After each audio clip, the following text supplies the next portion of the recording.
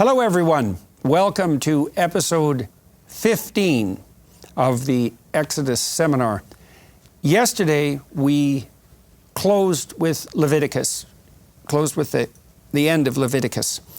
And we're going to return to the very end of Leviticus, where the consequences of the covenant and the relationship to the covenant between the Israelites and God are summed up, I suppose.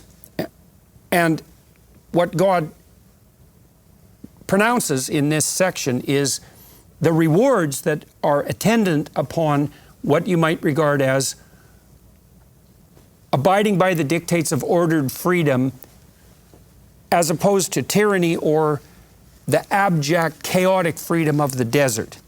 So if the people, both singly and collectively, abide by the proper tenets of ordered freedom, and that would be abide by the Ten Commandments and the differentiated law, then there are a variety of rewards that are intrinsically attendant upon that. And if those principles are violated, then you could say all hell breaks loose. And so there's a real Manichaean sub-narrative of heaven and hell that makes itself manifest, but the text is more sophisticated than that, because God also holds out the possibility of the reestablishment of the covenant, even for those who have violated the most fundamental principles. And so you have a justice that emerges, which is if you abide by the appropriate principles, things go well for you and the people, and if you don't, then you're in trouble. But even if you're in trouble, there's always the possibility that no matter how deep the trouble, you can reestablish that covenant, and that's exactly how it's described in the text, the reestablishment of the original covenant, and then move forward again. And this is one of the things we talked about after we were recording, was the idea that this is normative, this is descriptive rather than normative.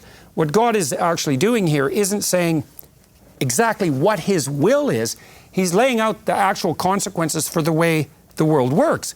If you abide by the principle of horizontal ethic and the principle of vertical ethic, so you comport yourself properly among other human beings, and you do that in relationship to what is truly transcendent, then you'll have life more abundant. And if you don't, then everything will turn against you. Nature and society alike. Your enemies will take you out, and you will suffer like mad, and that just seems accurate. But then there is this admixture of the possibility that even out of error, good still can come, which I think is also commensurate with the way life works itself out, because we all know that now and then we wander off the path or fail to hit the target, and that's what sin means, and things go very badly for us, but that doesn't mean we're instantaneously doomed without the possibility of redemption. So I think it's very harsh and dramatic chapter, but I think it's psychologically extraordinarily astute, and I think that in the final analysis,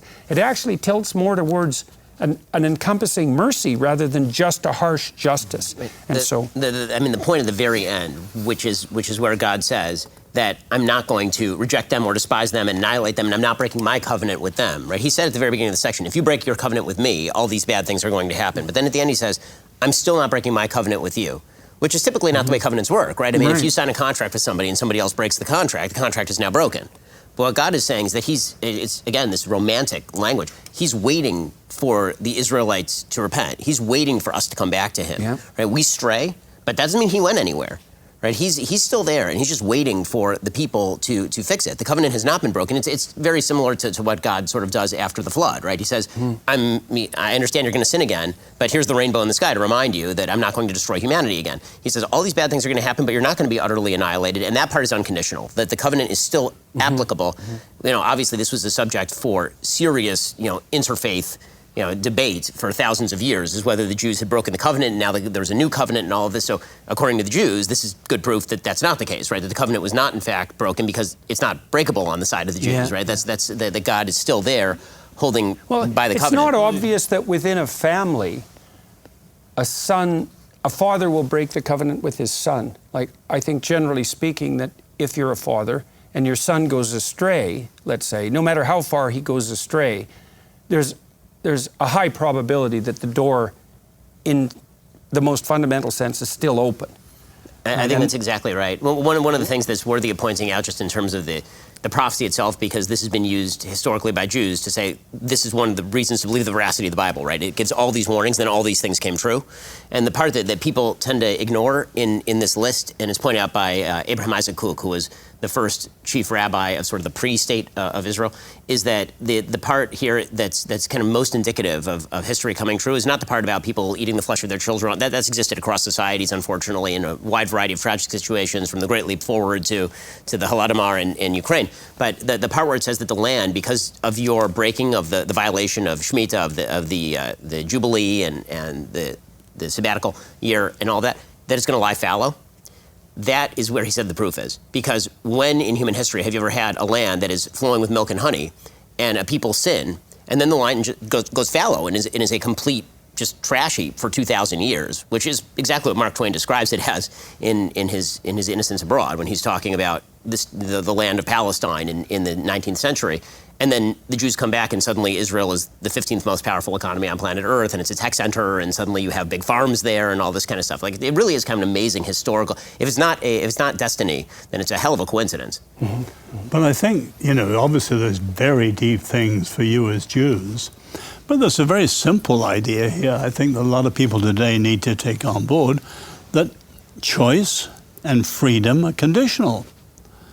And so many people have specious ideas of freedom that lead nowhere.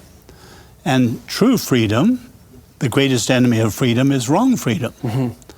And you can see that go one way, it goes well. Mm-hmm. And the judgment is not, I think a lot of people have the view that God zaps people. But actually the judgment here is the consequences of their settled choices, and they're reaping what they sow. Well, one of the remarkable things about the Exodus narrative, and this has been very useful to me in a broad conceptual manner as a consequence of walking through it, is the juxtaposition of the tyranny, Egypt, of course, which no one thinks a tyranny is a good thing now.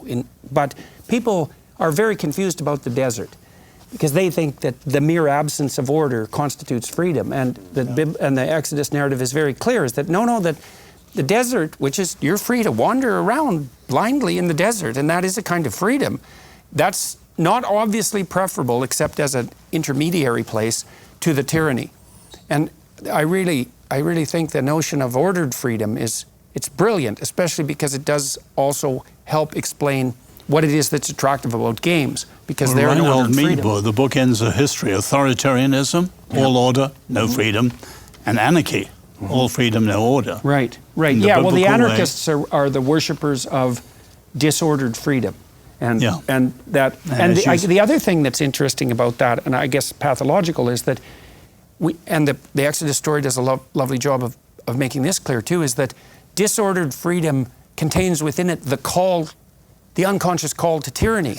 Because the Israelites, in their disordered freedom, they want to go back to Egypt. Or they want to make Moses a pharaoh, or they want to erect idols. They can't tolerate the disordered freedom. Or you want Leviathan. That's Thomas Hobbes again. Yeah, right. Just quickly to point out, there's a wonderful, here we are in our 15th Exodus session. There's a wonderful, let's say, return to the beginning. The circle comes fully around in these final verses. And yet for all that, when they be in the land of their enemies, I will not cast them away.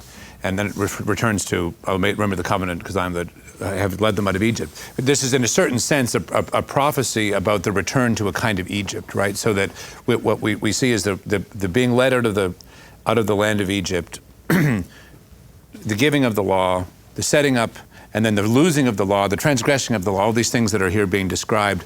But then, even then, at the extreme, you have the beginning point of redemption again. And so I think there's a very powerful reminder here, at least the claim of the text, is that, and if it's descriptive, right, and not normative, the text is claiming that no matter where you are or what you have done, there is still calling for you, waiting for you, the possibility of some some way back, some It way is also home. a model of a real relationship, because when you commit to a marriage, part of the commitment, and it's a covenant, part of the commitment is, well, you're going to go astray and I'm going to go astray, like seriously astray, but the best part of both of us and the best part of our union will still be waiting for us if we can return to it, right? And that's the promise of that covenant. And that's a great thing, because imagine it was the case in your life that all your relationships were conditional to the point where if you made a mistake of sufficient magnitude, the relationship would just cease. It's like, well, everyone would be lost, because at some point in your life, you're going to make a mistake that big. And so it's another example of how maybe the notion that the animating spirit of the patriarchal animating spirit of mankind, if that's a reasonable way of summing up Yahweh, at least in part in this text, the idea that that's based in this love is actually an accurate reflection of the structure of reality itself, because it is, you do get to make mistakes and still wander your way back to the right path, and also thank God for that. So, and when you talk about the structure of reality itself, and we talked about this in earlier episodes, but this idea that what the Bible is almost the blueprint for creation. It's not as though it's a post facto attempt to describe creation. It's almost the blueprint that pre-exists creation in virtually every religious worldview. And that's why when we get to Deuteronomy, Moses calls the heaven and the earth as witnesses, right? And so the idea, why would Moses call the heaven and the earth as witnesses? You can't use random objects as witnesses. The idea is that reality itself is a witness to what I'm about to say to you. Right? The entire earth is a witness to what I'm about to say to you. Stephen's brought in a very interesting point, though, the promise keeping. Because if you look at every system, monarchy, aristocracy, democracy, there's an ideal and then there's a corrupt. And people say, what about covenants? Well, there is a problem. The Lord keeps his word always, we don't. So you apply that to America, we the people, you think of the attack, say, on the pledge. That was incredibly important. It was misused because it was actually a disrespect of the Declaration of Independence behind it and so on. So the challenge of covenantal constitutional societies, do the people keep the promise? I just wanted to point something out in line to what you're saying, Ben, is that if we remember the image that we've been tracing from the beginning, this image of the mountain, the image of the tabernacle, this kind of layout of creation in an orderly manner with a certain hierarchy in it, from your identity to the margins, to the strange, even the hierarchy of metals from gold to silver to brass. If you read the curse, it's an interesting exercise to see that what's happening is a undoing of creation, and it's completely coherent with that image. And there's a little poetic image where God says, "I will break the pride of your power, and I will make your heaven as iron and your earth as brass." And so God is saying, I'm going to turn the world upside down. The world will be turned upside down, and then when you look at all the curse, that's what it is. Instead of moving towards a purpose, you'll be running away from nothing. You will be scattered out into the strangers. Instead of being gathered together in your people, you'll be scattered as strangers. And then this notion of eating the flesh of your children. It's like instead of a normal causality which moves from identity, out into the world, there's going to be basically a breakdown and circular causality where you're eating your children become food for you, and the world is undone in that way. It's a form of suicide ultimately, this notion. And so if you read the curse, I've given a few examples, but if you read it very carefully, you'll notice that it's just exactly what you said. Right. So you could read Genesis 1, it's an undoing of creation. So what you would presume from that reading is when Nietzsche announces the death of God, he's concerned that nihilism will arise and the drive towards something like communism and the drive towards the enhancement of victimization. And his cure for that is something like, we need to formulate our own values. Yeah. And God answers, I'll break the pride of your power. Right, exactly. And I'll turn the world. And now look at where we are today. The world, if any world has been upside down, it's the world in which we live today. Mm-hmm. Mm-hmm. So that's the ultimate curse, is that it doesn't just fall apart. It isn't just that. It literally turns upside down. And the heaven that's now iron, that's a heaven that will fall on you, right? Right. So it's no longer light and airy, that's for sure. It's the heaviest thing there is. So, all right. Any other comments on this before you Dennis? had said in passing that no one wants tyranny.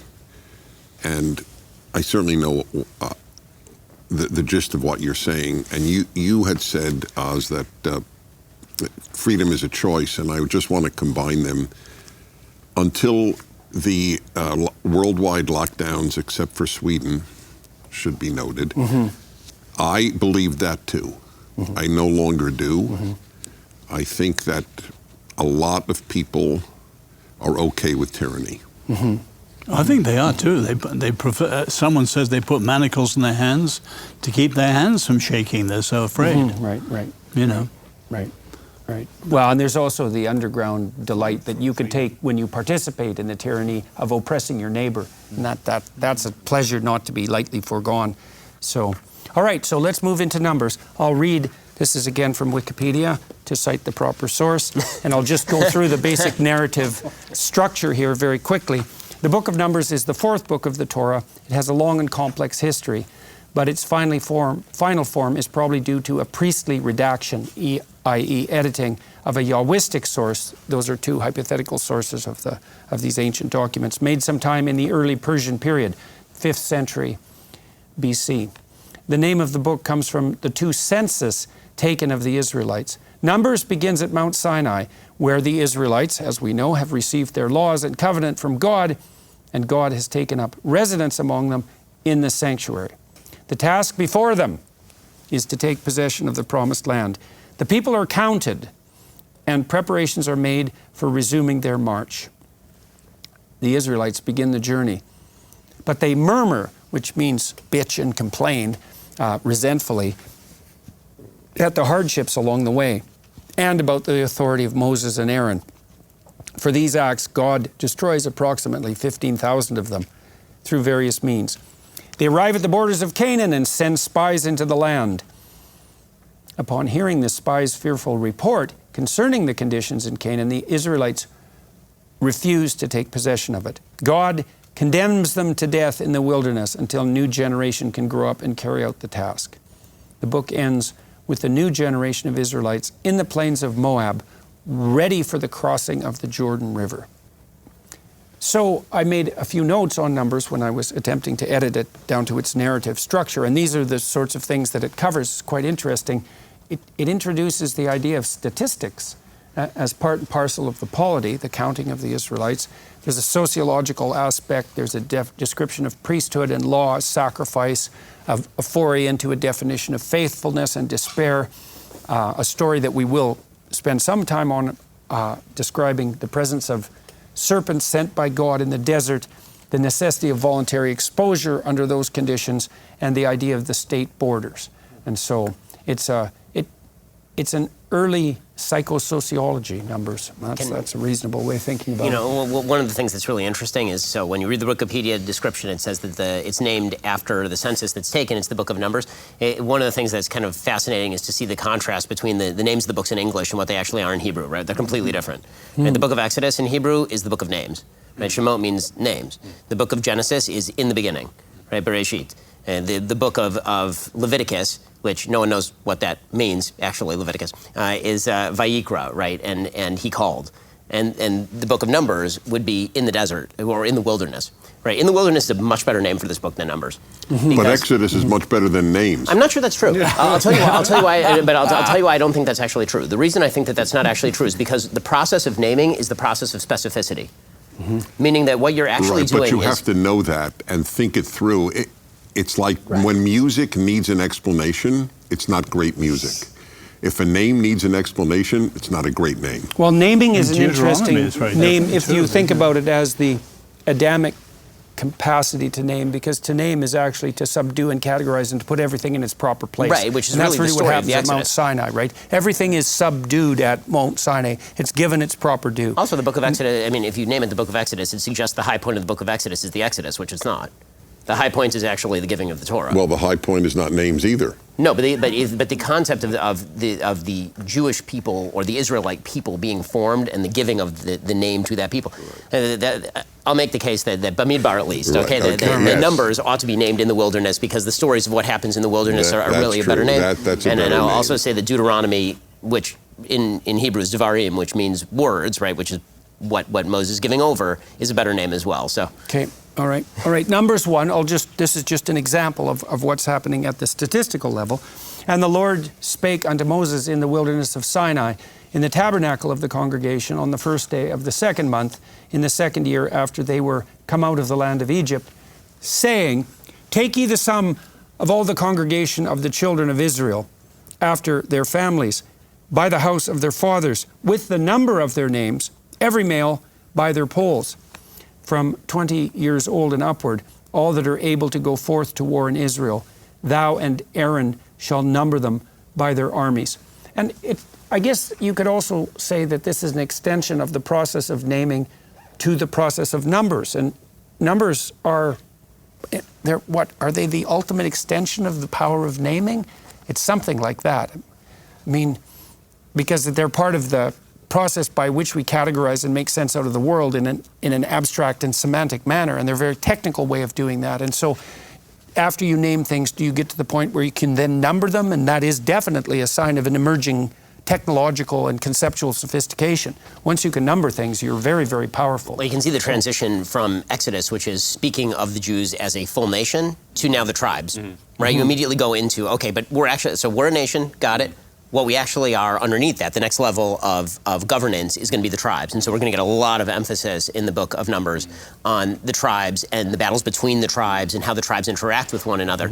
So the subsidiarity that Jonathan likes to talk about is very much present in this. But we passed over, when the numbers came in Exodus, they have to pay a half shekel tax on each person. The rich and the poor are the same. And you have right through the Bible, I mean, David takes a census and he's judged. Yeah. Well, because he was relying on numbers, not on the Lord, I think. I don't know what you think, Dennis, but there's an ambivalence about numbering. There's something about, so it has to do with quantification. So there's a difference between naming and counting. In some ways, they're at two ends of a spectrum. And so it's like you identify something and then you number its quantity. And so the quantification of something in many cultures is something which is seen as quite dangerous, because it's like you're fixing it. You're saying this is how many there are, and so you're fixing something, and in some ways it's like a danger. You can kill something by fixing it. By the way, well, if you mismeasure something, you really do hurt it. Or if you try, a good example of how we can actually experience this, it's like if you try to go into quantity and then you realize like this measures so much. Oh, really? Does it? Yeah. At what level of also the reduction of specificity people are you into measuring? numbers is a really dangerous Right, process. exactly. Obviously. Well, that's right, By the way, all the way down to the point where halachically, like in contemporary Judaism, if you're in a room with a bunch of Jews and you're trying to figure out how many Jews there are, you're not supposed to count them. You're supposed to instead use the words of particular verses. I have a 10-word verse that I know by heart. So if you're trying to figure out if there's a minyan, right, a prayer quorum, I actually will count by using the words of the verse, so I know how many people are actually in the room. You're not supposed to count Jews. So there's a social science. So what is the reason for that? I grew up with that, and I never understood it. I mean, my understanding was that, so there are two, right? The one is that we're not violating the promise that God made to Abraham that your children will be numberless like the stars or like the sands. So you don't want to falsify what God's saying, right? So that's one very technical reason. The other reason is that when you reduce people to numbers as opposed to names, then you get into very dangerous territory, that the person who's standing in front of you is not just a numbered Jew. That person is a person with a name, and that's the way that you actually ought to treat other human beings. You could be reducing the complexity to the wrong specificity. Exactly. So there's a doctrine in social science which is beware of imposing a measurement system on a complex system, because the system will warp itself to maximize the measurement system. Exactly. Oh, that's the right way to see it. If you abstract out the wrong unity, which is what you're doing when you're counting, you'll tilt the whole system towards maximization. Which is why when they do the census, that's why they use the shekel. They're not actually counting the Jews, they're counting the shekalim. Right? It's also why you don't use a full shekel, you use a half shekel. It's so incredible that the Holocaust, of course, numbered everybody on their wrist. Like, it's just so amazing. Right. Yeah, well, and everyone feels that no one really wants to be reduced to a number. To a number. Yeah. We don't mind being reduced There's to a so name, much pressure right? But for being that to reduced to a happen. number. With public, We've almost reduced ethics to numbers. Well, the utilitarians tend to do that. So, but there you can see it. Like actually, what we went through with COVID and VaxPass, especially in Canada, is exactly an example of an excess of counting, like an excess of wanting to control things in their detail and to contain them in number. So it's like, I can, by counting, the authority can account for everything, and therefore it's also a method of control, right, to count everything. And so there's something about that. Like, there are many images, even in Revelation, people struggle to understand this image of the number of the beast, but it has to do with this problem of like an excess of counting, you could say, where it's like trying to get perfection in quantity rather than perfection in quality. And that was the function of censuses in the ancient world, as I understand it. It was to measure military strength, military might, or it was a mechanism that empires used to exact tribute and to measure tribute. Right. So it's the reduction of the person. What's kind of fascinating is we'll see you talked about the establishment of borders for the various tribes when they get to the land of Canaan, and the borders are not drawn based on the size of the population. So these are just the borders that God establishes, but there's no correlation between the size of the population and the actual amount of land that's given to each tribe. In some, Levi receives no land, right? I mean, that idea that it's not about, how many numbers you have. Greater numbers are not necessarily greater merit. That's like the U.S. Senate. Yeah, exactly. All right, so well, we've walked through some of the pros and cons of an emerging statistics and sociology. We'll move to Numbers 10.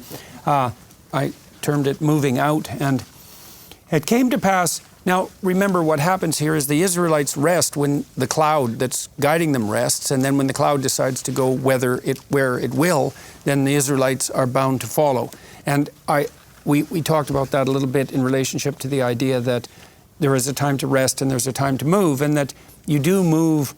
Modern people don't really understand this. You do move where the Spirit takes you, and you do that more or less automatically because your interest will grip you, and it will move you in a direction. And you could say, well, that interest is just you, the manner in which interest manifests itself. But you only have to think for a moment to understand that that's not true, because one of the things that's very difficult for human beings to do is to make themselves interested in something they're not interested in. Whereas if you are interested in something, you'll follow that with no problem and happily. And so there's an autonomy of the Spirit. That's exactly it. There's an autonomy of the Spirit that moves you, and perhaps an autonomy of the Spirit that compels rest as well. In any case, the cloud stays in one place, and so do the Israelites, or it decides it's time for us to continue our journey to the Promised Land, which is also what we're always doing, because we're always walking uphill. We're always moving to a destiny that's hypothetically better, because otherwise we wouldn't be motivated. And that's part of the basic narrative of the entire Exodus story. And it came to pass on the 20th day, and it's part of the adventure of life, that impulse to move forward.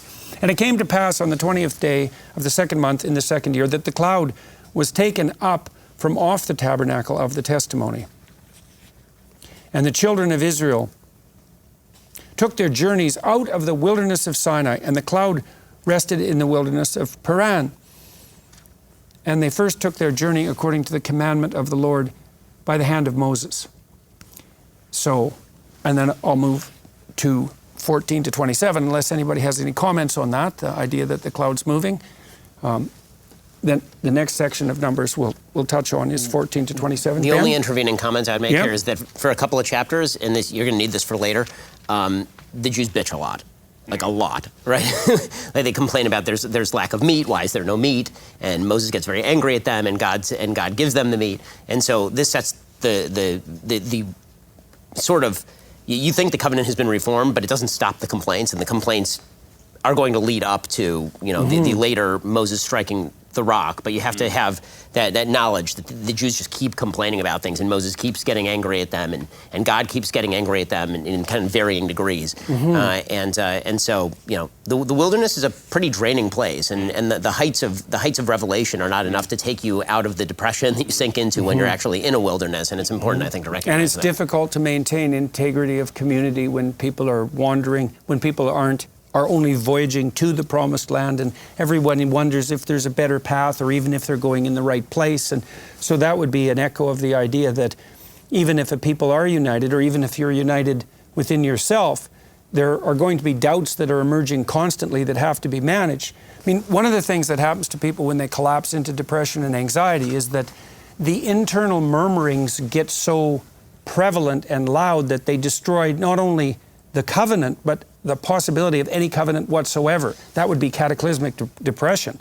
It's the consequence of being completely overwhelmed by anxiety, which is pathlessness, and pain, such that no forward movement whatsoever is possible. And that is definitely a continual existential risk, right? Because are we on the right path? Who knows? Are we with the right people? Who knows? And you have to wonder, and because that's part of imagination. But if the doubt arises to too great a degree, then it expands until it destroys even its own purpose. And it's a very difficult thing for leaders to manage, or for us to manage within ourselves. There's clearly a parallelism between these passages and the early passages of Exodus. So the Israelites are they're in a state of panic. They're worrying about the battles ahead. They're worrying about the journey ahead. They're also, I think there's all the complaint about the water, the manna and the quail. We're invited to see this parallel. But I think at the same time there's a key difference, and that is that the character of Moses, we start to see the faltering of the leader. That's exactly. And that's the key change. And early on, in the early part of Exodus, you've got Moses as the great leader, the prophetic leader, and here we're starting to see the weakening. I think that goes back to once he identifies with the people, he expects more of the people. It's like before they're complaining about the water, and he's like, okay, there's no water, let's try and solve this problem. Okay, they're complaining about the manna. What are we supposed to do about that? Okay, well, I'll ask God, and there'll be manna that falls from heaven. Here you can see, it literally says, and then he despairs. He goes to God and he says, what is wrong with these people? Why did you give me this job? This is the worst job in human history. What is happening here? And you can see that's all leading up to. All of this can last so long as there's the common vision that everybody's going to go into the land. And when that falters, things start to fall apart extremely fast. So that's so interesting, because we should recollect for a moment where we are here in the narrative progression. So just take stock of that again. So we're out of the tyranny. We're through the desert in a way, because the law has been revealed in commandment form, and it's been differentiated, and the rituals of sacrifice and subsidiarity have been laid out, and Israel is a people sort of twice over. There was the covenant, and then the broken covenant, and then the reestablishment of the covenant. And the narrative insistence is, we are fractious and useless as we are. We are in fact united as a people, and even united under the appropriate principles. And we all agree on that. We're in it with voluntary assent. But we're still in the desert moving towards the promised land, right? And so just because we're united as a people doesn't mean our problems are over. Yeah, and you can see it as the mountain is a great idea. Imagine the mountain, and at the bottom of the mountain is the promised land. So the revelation comes from above, and it has to settle. It has to settle in the tabernacle. It has to settle in the people, and then ultimately has to settle in the land. And that's like the image of, and until then, like you said, it's still not finished. Ben, the story is not finished. You pointed to something extremely important here, is that, okay, so now you're united as a people, and you're united under the covenant. That's all pretty good, but you're still in the desert, and that's a problem, and everyone's complaining. Then you might say, well, what gives you unity even then? And this is what's so remarkable, I think, is that is something like a shared vision of the future. And so we talked earlier about the idea that without vision, the people perish. And we talked a little bit about how that's literally the case, is that it is shared faith in a vision of the potential future that actually unite people in relationship to in relationship to hardship. And when faith in that vision of the future falters, then everything that's another key contrast. So early on, you've got the Israelites are trying to escape. Right, they're trying to get freedom from, as Isaiah Berlin puts it. Now, it's kind of freedom to. Mm-hmm. They've got to form the vision, and it's very often the case, I think, that leaders who are brilliant, for example, in wartime, or brilliant in in civil rights campaigns, or as opposition critics, are actually the worst when it comes to, as it were, starting and constructing a vision once the war has been won. Well, I think that one of the things that's fascinating here is there's a big fight in chapter 11, big fight between Moses and God. Right? For the first time really since the burning bush almost, they have this giant fight.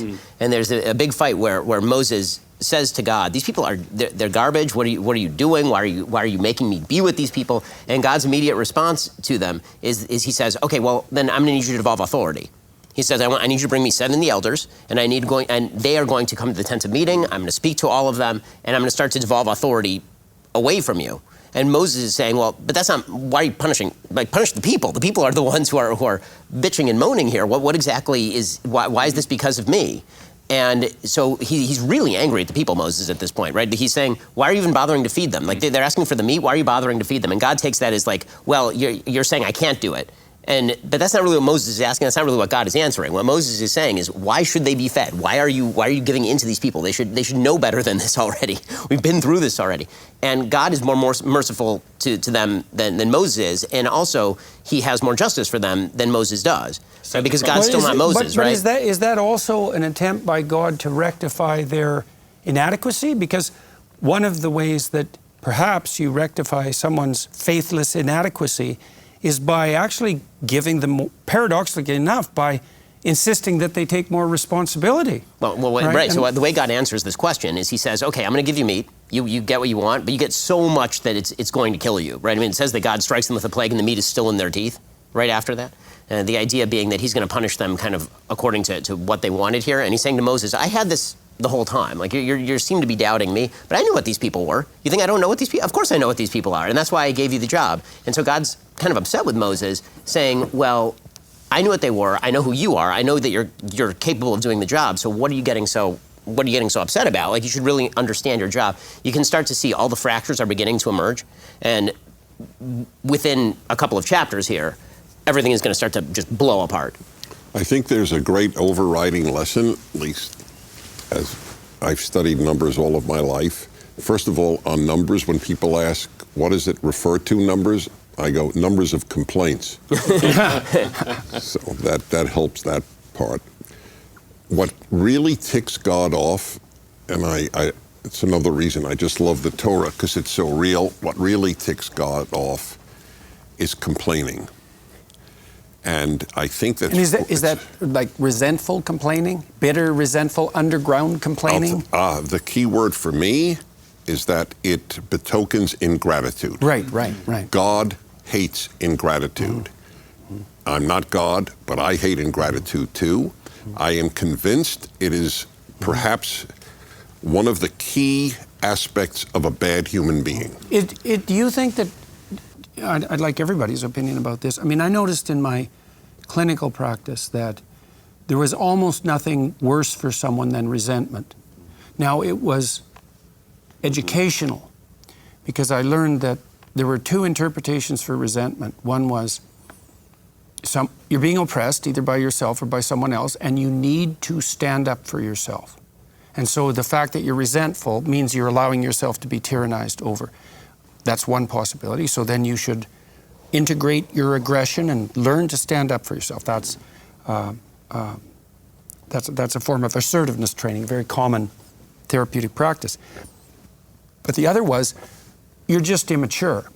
You know, you're not willing to take on the responsibility, and you have to sort that out. If you're resentful, maybe you're being oppressed and you should do something about it, but maybe you're just immature. So it was very educational.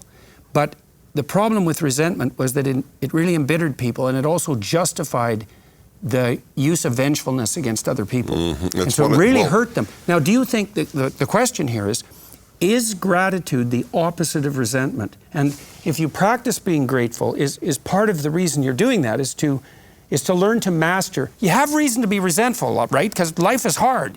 And you can't get rid of the difficulty of life and the suffering. But you could practice being grateful. I just want to say on this that gratitude is the mother of goodness and happiness. Ingratitude is the mother of evil and unhappiness. There is no ungrateful person who is happy or good. And why did you personally settle on the issue of gratitude per se? Because that parallel has been interesting, seeing that I also saw resentment as so terrible for people. They're very related, but for most people, I think, or at least for the layperson, gratitude is just very understandable. Either you're grateful or you're not grateful. what we are experiencing, in my view, at this time in America, is the cultivation of ingratitude. Yeah, I agree. And that, as I say often, you get a BA in ingratitude, you get a master's in ingratitude, and a PhD in ingratitude. And a professorship, too. So Dennis, the right. phrase that you just used, the cultivation of ingratitude, this ties in so beautifully with the text in chapter 11, specifically because what is it that the Jews do differently this time than before, right? When they're asking for water, when they're asking for food. Before, it was like, okay, they're actually thirsty. Okay, they're actually hungry, right? The language in the Bible here is really fascinating. So it says in chapter 11, verse 4, it says, the rabble in their midst began to have strong cravings. Okay, now the actual Hebrew is that they began to hit'avu ta'ava, right? It's a doubling of the word. Whenever that happens, that's an intensification in Hebrew. So the basic idea is they are cultivating a craving, right? It's the craving that's to blame. They're not saying we want meat because we're hungry for meat. They're saying we are going to cultivate ingratitude. We're going to cultivate a craving, right? And so that's what makes Moses so angry. It's kind of a consumerism. Exactly, and you actually have to cultivate in your own mind a feeling that you have a lack of something, which is basically, I mean, human beings have a tendency to do this, right? We cultivate a craving for the taboo, and so as we stretch the boundaries of society, we look for new taboos to violate in order so that we can have a craving for that. And so that's what Moses is responding to. He's saying, what you're actually requesting is not something that you want, it's something that you've cultivated a craving for, which is why after the plague breaks out, this place is literally named Kivrot HaTa'ava. It's called Graves of the Craving. That the suffering of the people isn't true suffering. That's the point you're making, is that it's cultivated suffering. This is right. And cultivated resentful suffering. Right. And this is where Moses really begins to turn on the people in a dramatic way. Because before it was like, okay, I get it. You were slaves in Egypt. You have no sense of what it is to be a civil society. You have no sense of what it is to be a good person. And I'm even willing to stand up for you to the point where when you commit an act of idolatry directly after Revelation, I'll stand with you because I understand who you are. What he doesn't understand, and where Moses cannot deal with it, is you guys went out of your way to cultivate a thing that you didn't have just so that you could want the thing and then claim that you wanted to go back to Egypt for the thing. Well, that's a kind of claiming the virtues of victimization, and so is what's happening here is something like this. So we've already established that the Israelites have now established a state, and it's kind of functional, and that means if it's a functional state, your basic suffering has already been mitigated, and so then you might say one of the temptations of people in a functional state after their basic sufferings have been mitigated is to cultivate the suffering for the point of victimization and the moral demand that victimization... Or just also the problem of satiety. And I don't know if you said that in English, but the idea, the problem of desire itself, in the King James Version, it says a lust, like among them fell a lusting. And so it's this sense that, you just... for your own sake, you want to eat that snack food, you want that extra thing. It's a cultivation of craving. Yeah, it's a cultivation of craving, that's right. Medieval Christian mystic, Meister Eckhart was reputed to have said, I don't think you can find the exact quotation, but he's reputed to have said, if you have one prayer, then that should be gratitude. Right. Which is, I think, by the way, this is also the gap between... Yeah, and that the reason it's a virtue is because it's something you should practice. Like, we should note this. It's like, it's not that easy to be grateful because life does involve pain and suffering. And so you can justify... It's easy to rationally justify resentment. It truly is. But it's extremely toxic, and it's tied up in a strange way with deceit and arrogance, too, which is something I won't get into. But there is a lost notion, I would say, in our culture that we've lost the notion that virtue is something to cultivate. Like, gratitude and courage are both difficult. There's all sorts of reasons to be timid and ungrateful. And it's to work against the evidence in some way that constitutes the core of the virtue. And so I've talked to my wife about this a lot. She's been very much trying to cultivate a sense of gratitude, and it's a practice that she's engaging in to try to observe in every situation what miraculous gift she's been given within the context of that situation. Of course, sometimes that's extraordinarily difficult if the situation is dire, but you could ask yourself, you could abstract away from that and say, well, even if the situation is dire, is it so self-evident that the best stance to prepare yourself still wouldn't be one of gratitude? It seems to me that that's a very hard argument to shake. W.H. Jordan, one of his last lines of a poem, "Let all your thinks be thanks." But in the Torah, isn't it right that you've got a trio? You've got gratitude, memory, remembering, and history. Again and again they're told, remember, remember, remember. It's when we forget we're ungrateful. And the Jewish festivals are not festivals of nature like the Canaanites. They're festivals of history. God did this for you then. Is that part of, do you suppose that remembering is associated thematically with the notion of honoring your mother and your father? Because to remember is to remember the traditions of the past. Well, yeah. What you owe. One of the things that's really struck me about our modern culture, especially the culture that we pass on to young people, is that we don't stress the necessity of gratitude. We view the past as, well, a patriarchal tyranny, let's say, and there are elements of the past that are both patriarchal and tyrannical. But my sense always is, well, yeah, but if you plug in your toaster in the wall, it works. And when you go outside, the houses aren't burning down and there aren't riots everywhere. So if the pagans depended on nature, we depend on technology. In order to cultivate a craving, the Bible seems to be pointing out, in order to really, truly cultivate a craving, you have to rewrite history. And so that's actually what happens here. It says that they start to cultivate a craving for me. That's what I'm saying. So because what the text actually says, right? No, immediately I mean here after in America. Oh, right.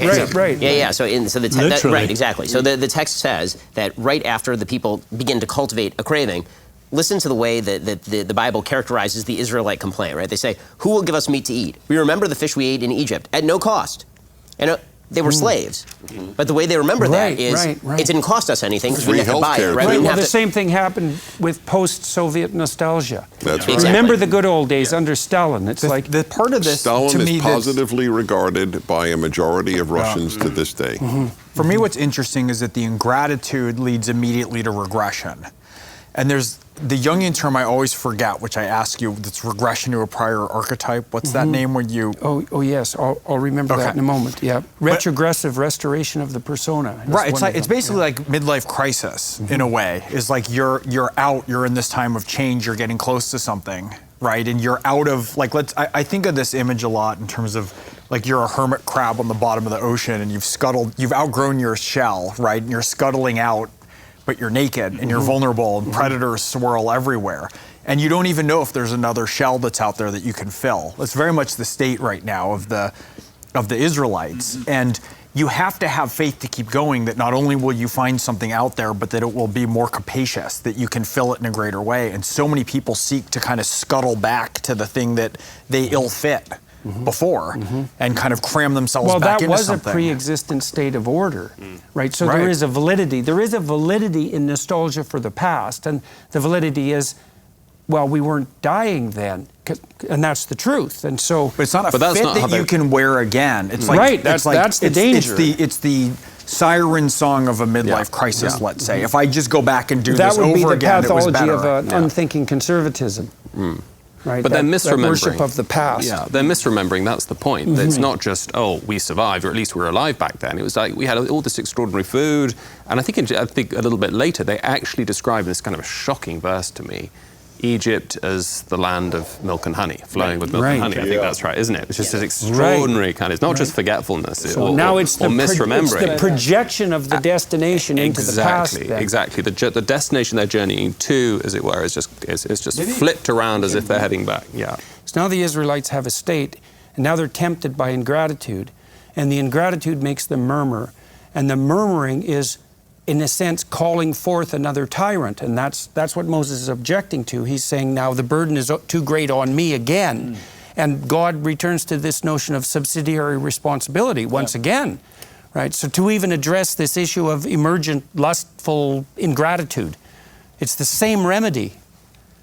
I just want to point out one thing, just for an image and people to understand the relationship of this. I keep pointing to this fractal structures. I want people to realize the Bible is so coherent. It's crazy. You know, this idea of they want to eat flesh, that they want to eat animals. And in the hierarchy of things, you know, the animals are on the outside. The animals are that which is being sacrificed. They're on the edge.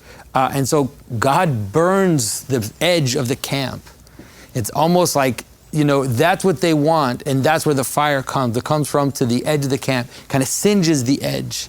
And so there's that, because you'll see later an image of the Miriam who is too pure. But here you have this sense in which what they want is the animality, like they want to dive into the flesh. And the result of that is this, gluttony. But the result is something like cutting off some part of the edge, a kind of circumcision, you could say, like cutting off the flesh. And Jordan, in accordance with what you're saying, which is this kind of attempt to, the desire for a tyrant that they want that's borne out by this, look at the language that's used where the people are, right? So it says, Moses heard the people weeping, clan by clan, each one at his tent's opening.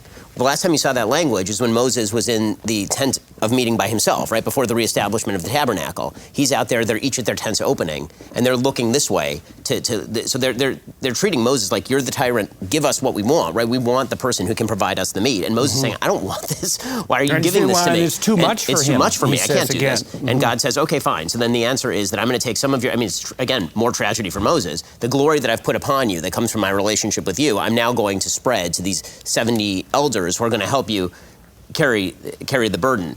And it kind of gets worse from here, actually. And the image, what's interesting is what the image ends up being is something that God promised in the curse, which is that you will eat and you will not be satisfied.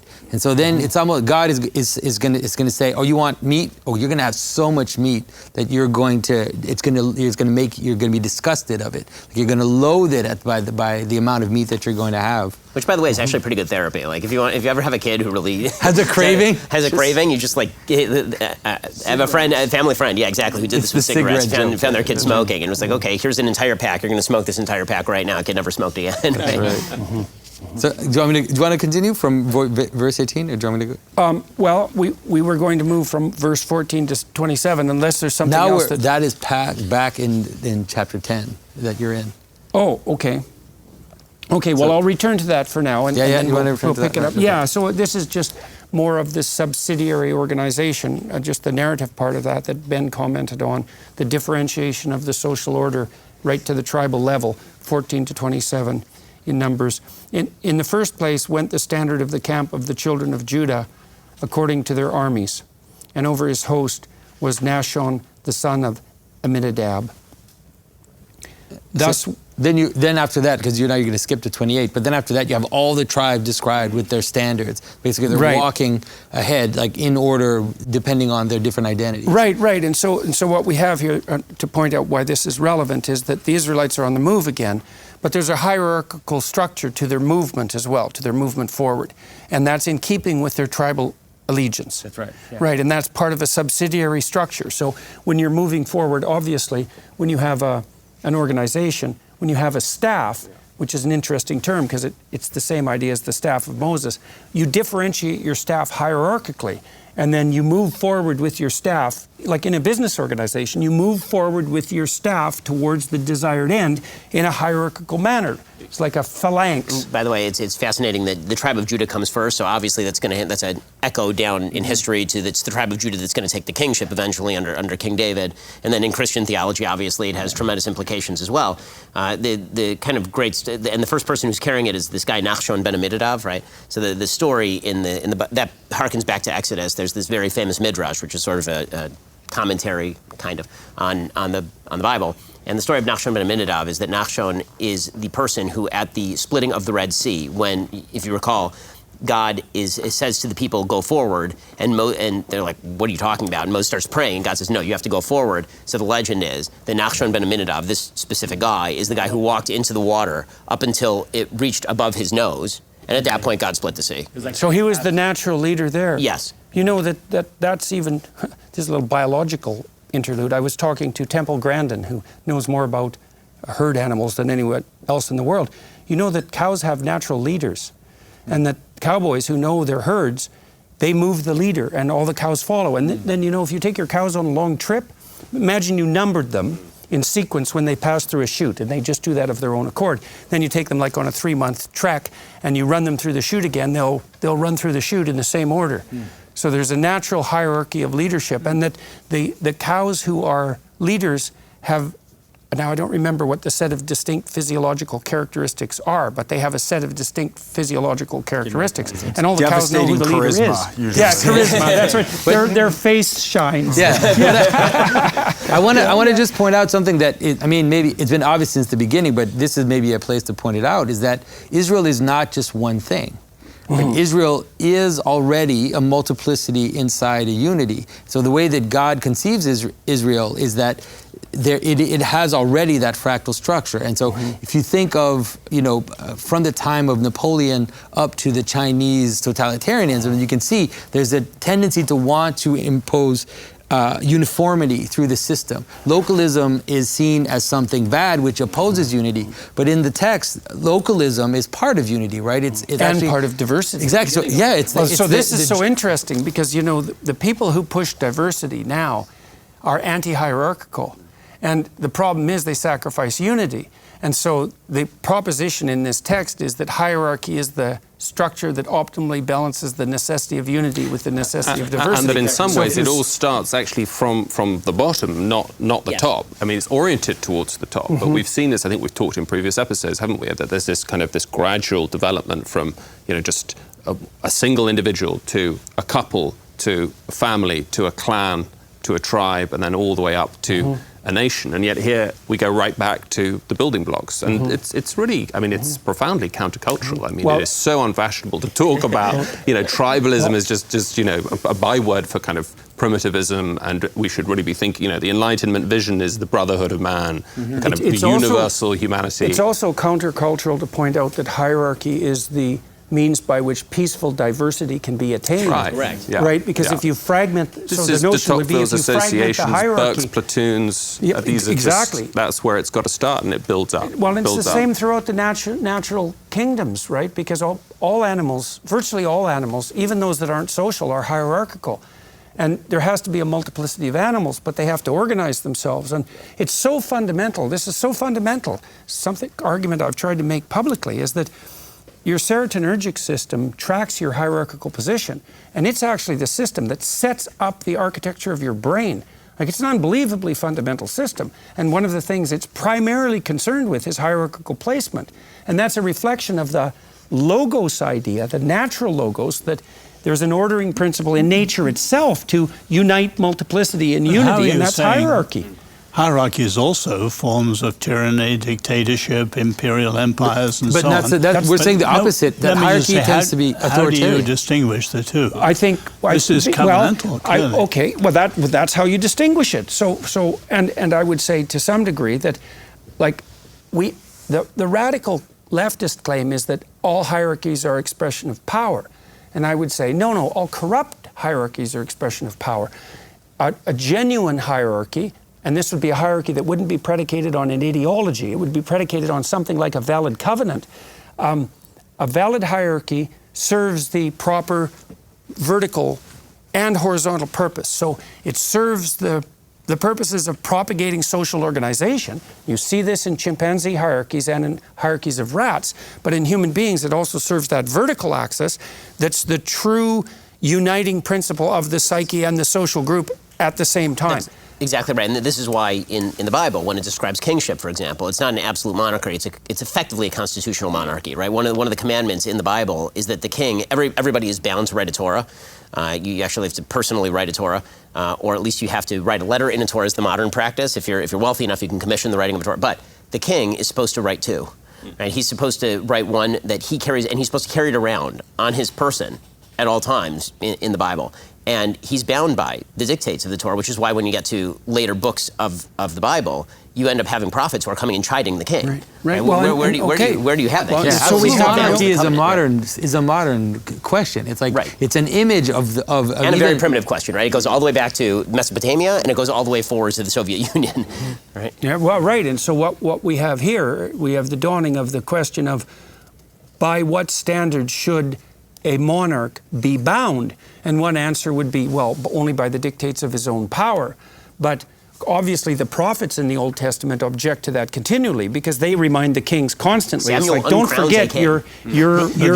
you're properly subordinate to something, to the principle of divine sovereignty itself. Exactly. And That's right. The Hebrew kings had no legislative power. It's purely negative powers that they're told, isn't it? They have sort of the necessary and proper clause of the Bible, right? Which is like to achieve X purpose, you have the power to do what's necessary to achieve that. But yeah, I mean, it's a system where the king can be deposed. I mean, Saul is crowned the king by Samuel, and then Samuel comes back and he says, "You've lost the kingship; it has been torn away from you." And it's given to this other guy. But I, for one, I'm very leery of hierarchical power. I think that it's so often tyranny. Right. In other words, even your left-wingers who are suspicious of it, they talk diversity, end up with uniformity. They talk freedom and end up with tyranny. Well, it's no doubt that one of the, we've already established this to some degree, is imagine that there's a meet and proper hierarchical organization, but there's two eternal enemies of that. And one would be the proclivity of it to degenerate into a false unity that's tyranny, and the other would be for it to fall into the clutches of chaotic nature. And you see that in religious battles symbolically throughout history, is that you can be battling, let's say, with the forces of the tyrannical giant, or you can be battling with the forces of the devouring dragon of chaos, which is generally given a feminine cast, the eternal enemies of proper order. And then you might ask too, like modern people who might object to tyranny, let's say sort of axiomatically, would say, they have to say of the tyrant that he's contravening the proper authority. That's what makes him a tyrant. And then you might push them and say, well, then what's the proper authority? And they might say the will of the people.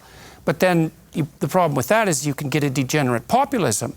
And so unless you have the notion of the will of the people, which would be that horizontal axis, aligned with the proper strictures of what, like a benevolent tradition, it's something like that, which would be the community extending into the past, you can't hypothesize anything about the order that the tyrant is contravening. And then if you do object to tyranny, you're making the implicit assumption that there is a divine authority that the tyrant is contravening, right? So there's an implicit theism. It seems to me there's an implicit theism in the objection to tyranny. Biblical hierarchy is God. That's it. Sorry. I mean, people don't like to hear that, but that is the ultimate freedom. And it's is when people believe that God is the source. That is why the American Declaration of Independence says that our rights come from the Creator. If they don't come from the Creator, they come from human beings. If they come from human beings, we're screwed. And that's so critical, we don't like to say it because people like the Islamic regime of Iran have so distorted the notion of God as the head of state, as so to speak. But that is what is ultimately, and then through the parent, as I've mentioned in Honor Your Parents, but as you know, there's a beautiful verse in Exodus. A man shall fear his mother and father, but keep my Sabbaths. So why, the rabbis asked, what's the juxtaposition? It sounds like a non sequitur. Yes, your parents are your authority. But if they tell you to violate my law comes first. God parents you. They have to be subsidiary representatives. By the way, and just one other point on this: the crowd that says no hierarchy, and they're only against the God hierarchy and the parental hierarchy and perhaps your rabbi or priest or minister's hierarchy. The Prime Minister of New Zealand said, I play this on my radio show regularly, if you do not hear it from the government, it is not true. If that is not tyranny, tyranny doesn't exist. So one thing we might turn to for a second is, so imagine that we have this idea of a distributed hierarchy that's not a tyrannical hierarchy, because it's subsidiary to the proper unity. That's right. Then you might say, well, what's the proper unity? And this is partly what the biblical corpus is actually an examination of this. So we're made in the image of God, and what does that mean? Well, in Genesis, it means God is that which extracts habitable order out of the potential of chaos. It's something like that. And so And that is a principle. That's what we do in our life when we're learning and when we're on the edge and when we're in the zone of proximal development and when we're in dialogue, is we're doing exactly that. We're confronting chaotic potential and transforming it into the habitable order that is good. And that's not something arbitrary, right? It's a very tight balance. That's what you're doing when you're dancing with someone. That's what you're doing when you're playing. And so the idea that what's at the pinnacle of the proper hierarchy isn't something arbitrary. It's the process by which the entire proper order is initially established and maintained. And it's real. It's part of the spirit of proper communal organization, but it's also part of the spirit that unites us properly in gratitude with the generative traditions of the past.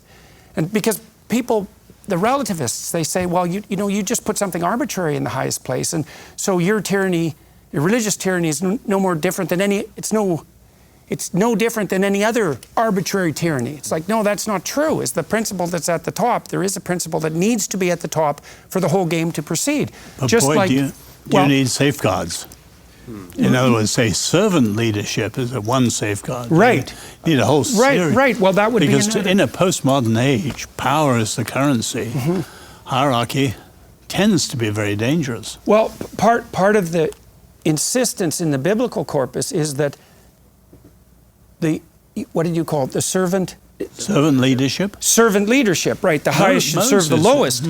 That's presented in the biblical corpus as isomorphic with the spirit that confronts chaos and transforms it into habitable order. It just says they're expressions of the same underlying unity. And also, we could say that unity that manifests itself fractally is the spirit of adventure that calls to Abraham.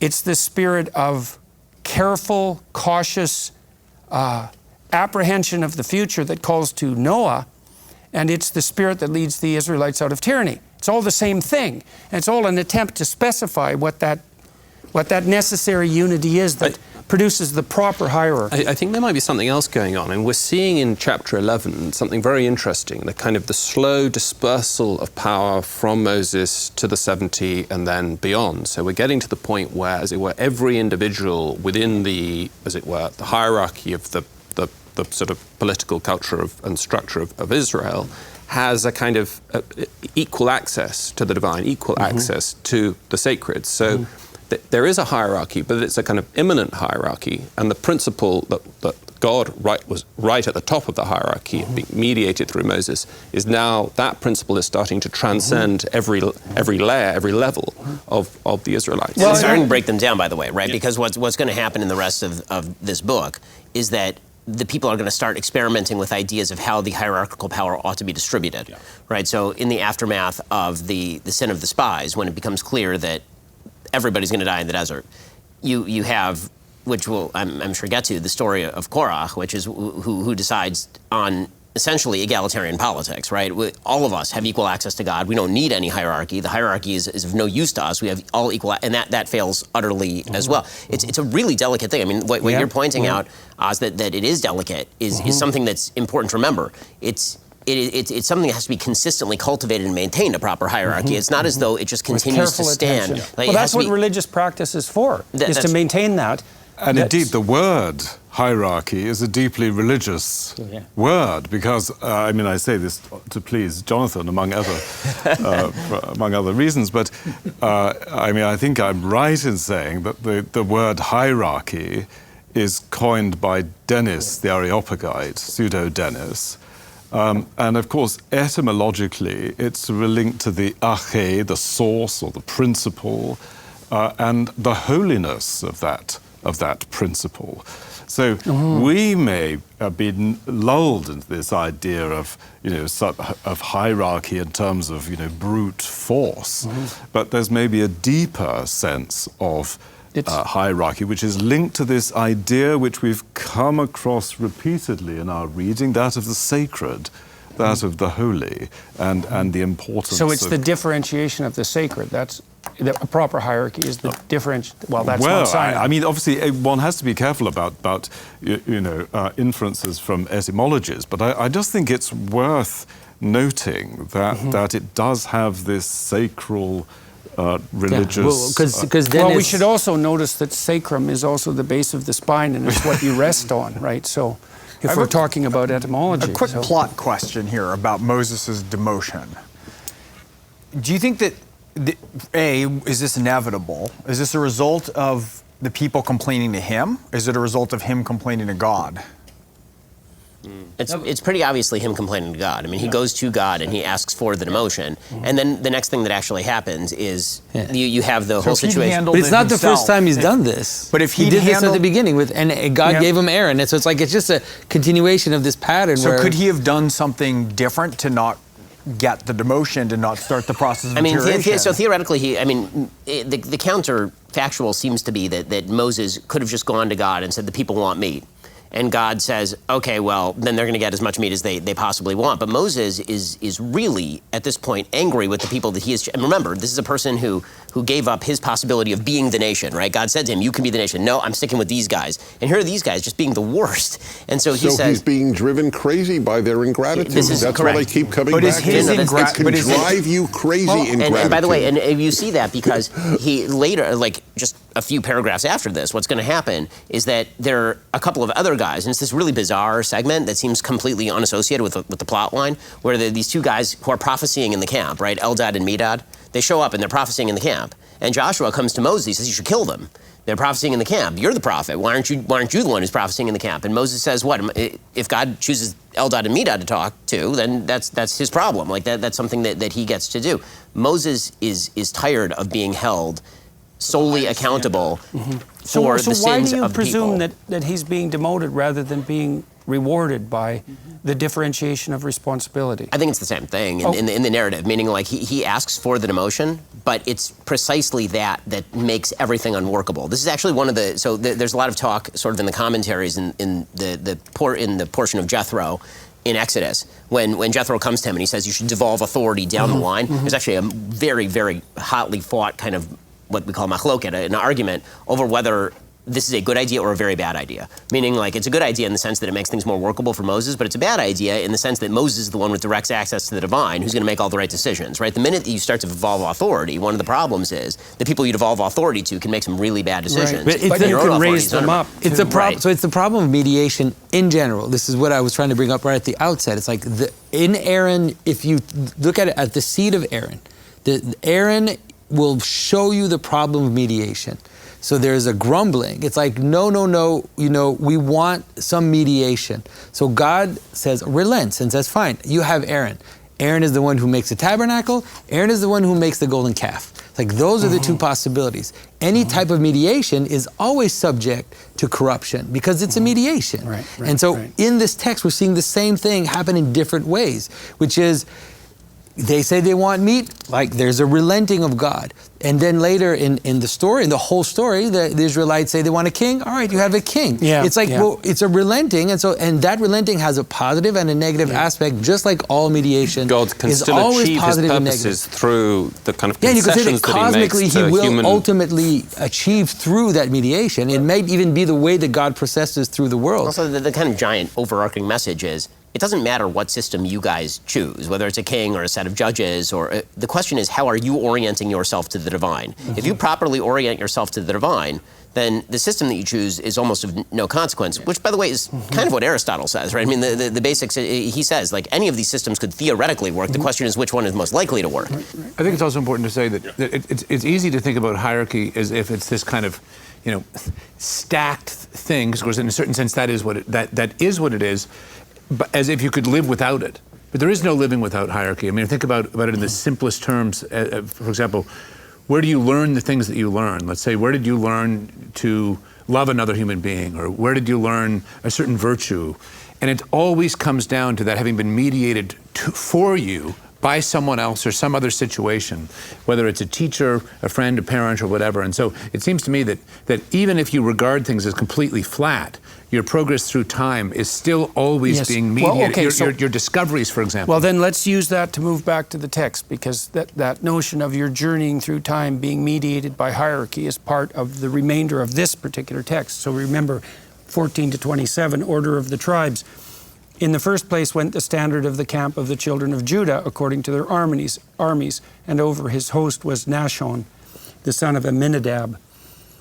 Then we skip to 28. Thus were the journeyings of the children of Israel according to their armies. Jonathan pointed out, the text we skipped over talked about the hierarchical organization of the phalanx moving forward. And Moses said unto Hobab, the son of Raguel, the Midianite, Moses' father-in-law, we are journeying unto the place of which the Lord said, I will give it to you, the promised land. Come thou with us, and we will do thee good. For the Lord hath spoken good concerning Israel. And he said unto him, I will not go, but I will depart to mine own land and to my kindred. And he said, leave us not, I pray thee, forasmuch as thou knowest how we are to encamp in the wilderness, and thou mayest be to us instead of eyes. And it shall be, if thou go with us, yea, it shall be, that what goodness the Lord shall do unto us, the same we will do unto thee. And they departed from the mount of the Lord 3 days' journey, and the ark of the covenant of the Lord went before them in the 3 days' journey, to search out a resting place for them. And the cloud of the Lord was upon them by the day when they went out of the camp. And it came to pass, when the ark set forward, that Moses said, rise up, Lord, and let thine enemies be scattered, and let them that hate thee flee before thee. And when it rested, he said, return, O Lord, unto the many thousands of Israel. All right, so that's Numbers 10. I love that just the last few verses. We actually say that quite a bit, like in Vespers services in the Orthodox Church, the rise, O Lord, and let your enemies be scattered.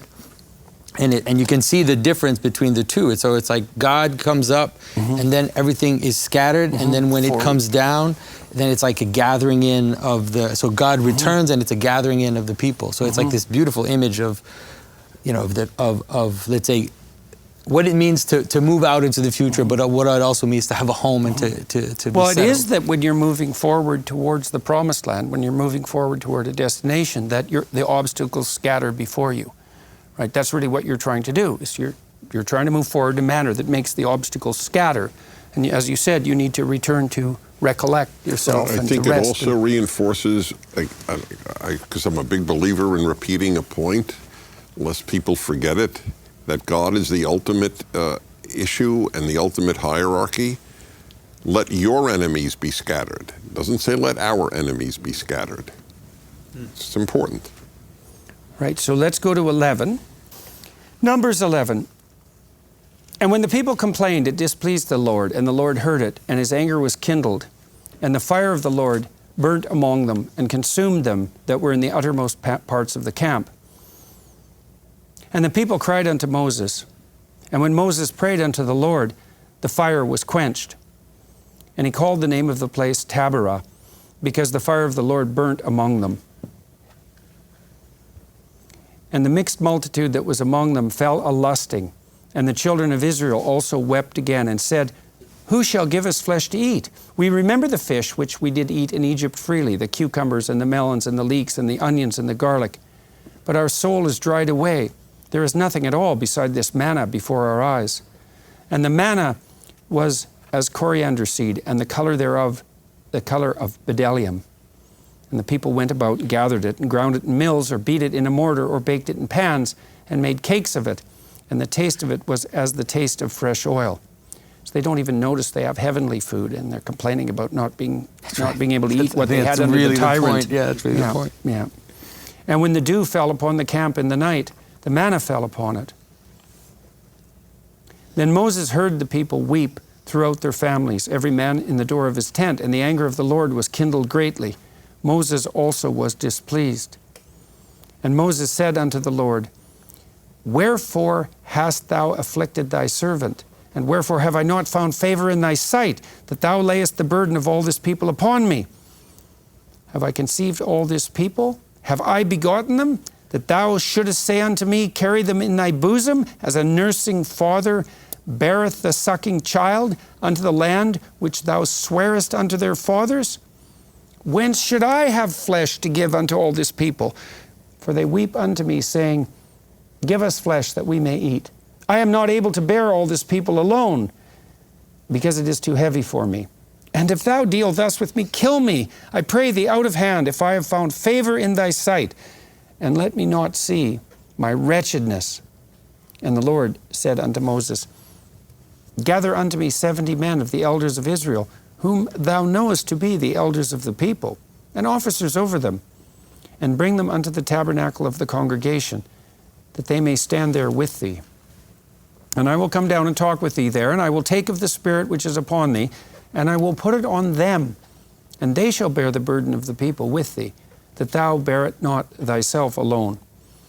And say thou unto the people, sanctify yourself against tomorrow, and ye shall eat flesh, for you have wept in the ears of the Lord, saying, who shall give us flesh to eat? For it was well with us in Egypt. Therefore the Lord will give you flesh, and you shall eat. You shall not eat 1 day, nor 2 days, nor 5 or 10, nor 20, but even a whole month, until it come out at your nostrils, and it be loathsome unto you, because that you have despised the Lord which is among you. That's part of the rejection of the manna, right? And you have wept before him, saying, why came we forth out of Egypt? And Moses said, the people among whom I am are 600,000 footmen, and thou hast said, I will give them flesh, that they may eat a whole month. Shall the flocks and the herds be slain for them to suffice them? Or shall all the fish of the sea be gathered together for them to suffice them? And the Lord said unto Moses, is the Lord's hand waxed short? Thou shalt now see whether my word shall come to pass unto thee or not. And Moses went out and told the people the words of the Lord, and gathered the 70 men of the elders of the people, and set them round about the tabernacle. And the Lord came down in a cloud, and spake unto him, and took of the Spirit that was upon him, and gave it unto the 70 elders. And it came to pass that when the Spirit rested upon them, they prophesied, and did not cease. But there remained 2 of the men in the camp. The name of the one was Eldad, and the name of the other Medad. And the Spirit rested upon them. And they were of them that were written, but went not out into the tabernacle. And they prophesied in the camp. And there ran a young man and told Moses, and said, Eldad and Medad do prophecy in the camp. And Joshua, the son of Nun, the servant of Moses, one of his young men, answered and said, my lord Moses, forbid them. And Moses said unto him, enviest thou for my sake? Would God that all the Lord's people were prophets, and that the Lord would put his Spirit upon them. So he's actually happy that there's some devolution of the prophetic responsibility. And Moses gat him into the camp, he and the elders of Israel. And there went forth a wind from the Lord, and brought quails from the sea, and let them fall by the camp, as it were a day's journey on this side, and as it were a day's journey on the other side, round about the camp, and as it were 2 cubits high upon the face of the earth. It's like Quail City, man. Yeah. So is there also an inference in the text here that, what is it? Is there an inference that if the hierarchical order is properly devolved, then there will be plenty? And I'm asking this for a particular reason. You know, we have this notion now in the world that we have a zero-sum planet, and that we're playing a zero-sum game, right? There's finite resources. And one of the things God is saying here, I think, is that if the people are organized properly, then the bounty of the earth is boundless and without end. Well, this is a punishment, right? What I see, though, I know Ben, it is. I think that this text is very, very subtle. I think that what is being shown is both the positive and negative aspects of devolution at the same time. Right. And so God is showing, it's like one of the aspects of this, like flesh, like moving down into flesh, is, oh, these people are prophesizing. They're not in the hierarchy, but they're prophesizing.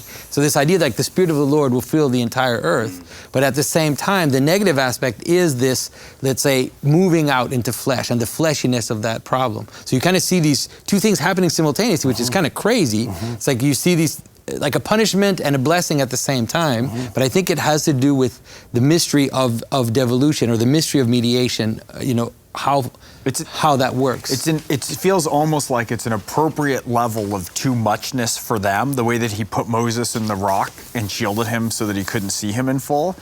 And it's almost an iteration of that. Like, you can't handle to see the full sight of me. And it's like, you want meat, it's down lower. Here's enough that it will overwhelm you. It'll come out your nostrils. Yeah. Well, and there's a lot here just in terms of what Moses wants, God gives to him also. And it turns out to be just a terrible decision, right? Because as soon as this authority devolves, the thing that never happens in the desert before, which is Moses gives an order and the people just say, okay. Now that the authority has been devolved, Moses starts giving orders, and people are like, "Nope." This is and things fall apart super fast. It's the careful what you wish for section. Right. That's exactly right. Right.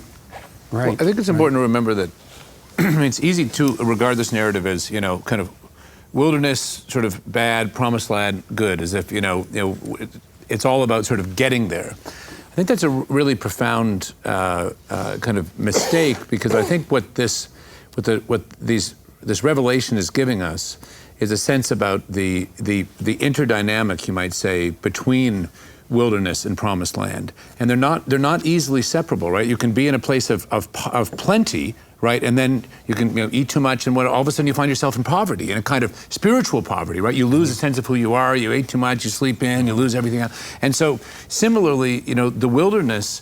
The wilderness is a place that God provides water and revelation and the law and all of that. And so I think... And manna. And so I think really what is... And there's a certain sense in which if you're too much in a certain sense of place of satiety, well, what do? You take on a discipline of fasting, because that discipline of fasting, of withdrawal, in fact, is what then clarifies your vision and makes you able to see again what you have forgotten. And so I think that there's a really... It's not clear to me that we ever are not, or should even want, not in a deep sense to be in a kind of wilderness. That is to say, the place where you can be receptive to the revelation. And so I think what really is here is it's about a kind of mediation, as Jonathan keeps saying, the relation between our state of a kind of spiritual longing and misdirection and ignorance, and the discovery of what that end really is, that is such that we can internalize or seek that end from within the time and finitude that is actually inescapable to us in this life, except in the sense that as you come to have that end revealed to you in that time and change, in a sense, you are transcending that as it is mediated to you. So then you get the advantages of the particular and the particular adventure with the union of the infinite. That we talked about that a little bit with regards to the idea of veiling, is that you have the problem of the finite. You need a relationship with the infinite. It can't be a total relationship, because that would destroy you. It has to be, it's a balance. Again, it has to be enough of a relationship to sustain you in the desert, and then that turns into something approximating the proper promised land. I mean, what you're talking about in terms of sort of the frailty of the wilderness, but that also being the place of repository of holiness, the Festival of Booths that we celebrate is specifically that, right? So that you're actually supposed to go out of your home and you build a fragile booth, and you live in this fragile booth for 7 days. Right. And it's supposed to be a place where you can, like the roof has to be built in such a way where the rain has to be able to come through, you have to be able to see the stars. It's supposed to be deliberately fragile, because we spend our lives trying to insulate ourselves from the wilderness. But the reality is that life is the wilderness. And so the idea when you're in the sukkah is that the sukkah is a better reflection of what life actually is, this very fragile thing in a transitory place. And that's why you have to keep your eyes above you, and that's why you have to be surrounded by ritual in order to allow you to navigate that. It's also a reminder to be grateful for what you have, right? Because I wonder if that's part of the reason why camping is such a ritual in say North America, is that people will just abandon all that for some time and go back and live in a tent and they say they're communing with nature, but I think part of it is also, it's gratitude for nature, but it's also a way of reestablishing gratitude for the comfort that you left. You camped for a week, that's enough camping. And then you remember what you have. And part of it, what does happen, as we already pointed out, as the Israelites are walking through the desert, is they forget and they falsify the past. And so that return is voluntary return is a way of remembering. So, falling into the flesh is represented as forgetting. like everywhere in the Church Fathers. Like that's what it is, because it's not that flesh itself is bad, is that if you desire it and you kind of move into it, then that's what it is. You forget the source of it. You forget what is the origin. And that's the violation of that verticality, right, I would say. It seems like the ingratitude. Am I the only one who's reading Moses' discussion or complaints to God as also expressing that ingratitude? Elaborate. Well, I think he's complaining about their ingratitude. I'm on Moses' side here. I'm as pissed at them as he is. You have a counter case to make? Well, I think that in the dialogue, as he's talking, it sounds very, have I conceived all this people? Right? You did this. Can't you handle Well, this? they keep saying to each other, your people, my people, whenever they're annoyed with them. So you see a hint. Yeah, it's your look what your It's your daughter people, did. Do you see a hint of ingratitude Yeah, in it feels Moses? like the ingratitude emerges from the camp and sort of infects. He's human, and he's exhausted, and he's getting older. Look, Moses didn't right. want the job from the beginning. But This is another problem of leadership. You don't want leaders who want to lead, know. and you don't want leaders who don't want to lead. There's no perfect answer. Ideally, you don't want ambitious, I'm dying for power. But he didn't want it. He would have been very happy to remain a shepherd in Midian. So there's no ideal answer to this problem. Well, I like Jonathan's insistence on the idea that this is a very paradoxical text, that you see what is positive and what is negative about the entire process being laid out simultaneously. And so, all right, so... By the way, on just, you mentioned, what was it, misremembering the past? Yeah. What was the term you used? That's essentially misrepresenting the past. So I'll just tell you a great Soviet, the greatest humor I've ever known is Soviet dissident humor. Because, and I spent a lot of time in the Soviet Union, and so this is my favorite humor. So here was a great line in the Soviet Union, and it was this: in the Soviet Union, the future is known. It's the past which is always changing. Right. All right, so we're knee-deep in quails here. You're neck-deep. And that's too much heavenly abundance, too. Or too much earthly quails abundance. are seen as something that rises up. The manna comes down and the quails rise up. They're really seen as flesh. And yeah, you have to see that as two things crossing each other that way. Two different kinds of food. One rising from the material world and one descending from the spiritual world. That's now right. we have too much material luxury here, right? A surfeit. It's from the sea. Of plenitude. What's the significance of that? It's the below. It's from below. Right, yeah. I got it. Okay, and so the people stood up all that day and that night and the next day, and they gathered the quails. He that gathered least gathered 10 homers, which is apparently a lot of quails, and they spread them all abroad for themselves around the camp. And while the flesh was yet between their teeth, ere it was chewed, the wrath of the Lord was kindled against the people. And the Lord smote the people with a very great plague. And he called the name of that place Kibroth-Hattava, because they buried the people that lusted. And people journeyed from that place of lust, Kibroth-Hattava, unto Hazeroth, and abode at Hazeroth. All right, we'll switch to Numbers 12. It's a very complicated, sophisticated text. I think so, and I think that 12 and 11 and 12 are meant to be parallel, like are meant to reflect each other for you to see both. Okay, so we'll let you take that on when we all go through 12 completely, because this part of it's not that long. A strange little narrative interlude, and Miriam complains of Moses' Ethiopian wife, and Miriam and Aaron spake against Moses because of the Ethiopian woman whom he had married, for he had married an Ethiopian woman.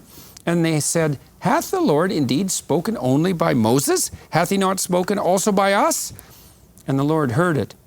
Now, the man Moses was very meek. This is an interlude, parenthetical interlude. Now the man Moses was very meek above all the men which were upon the face of the earth. Interesting interlude, because it suggests that the reason that God is speaking to Moses is because he's humble. It's the depth of his humility that makes him a prophet of God. Remarkable thing. And the Lord spake suddenly unto Moses, and unto Aaron, and unto Miriam, come out, you three, unto the tabernacle of the congregation. That's not a good day. And they three came out. And the Lord came down in the pillar of the cloud, and stood in the door of the tabernacle, and called Aaron and Miriam. And they both came forth. And he said, hear now my words.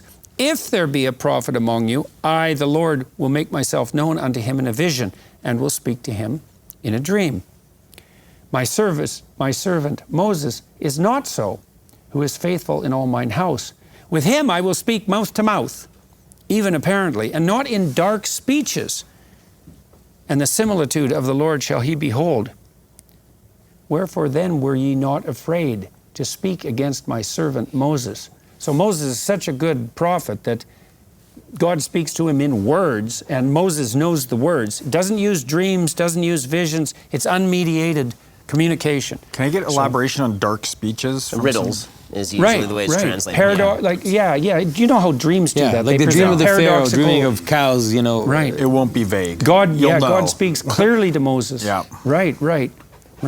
And so there's an implication there that if you're sufficiently meek, humble, that God's will become known to you in a manner clear enough to transform it into speech itself.